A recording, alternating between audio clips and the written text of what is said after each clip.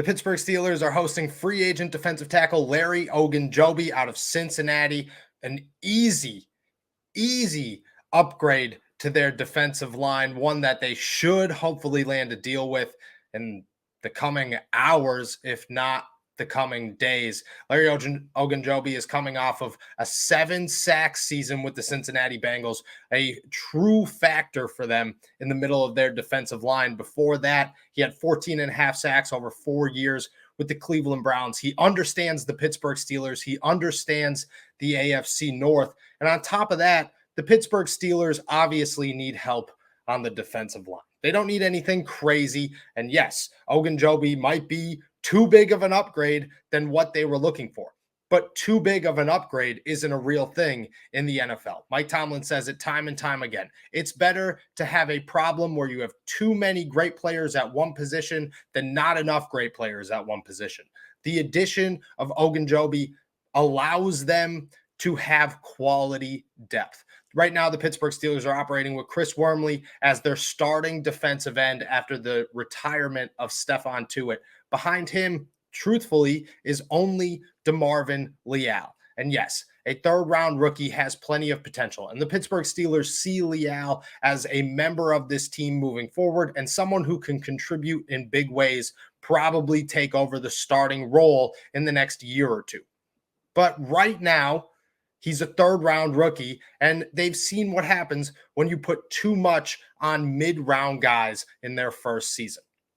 That was their issue with Dan Moore Jr. and Kendrick Green last season. They don't want that issue again, especially on the defensive line, which they saw major struggles with in 2021.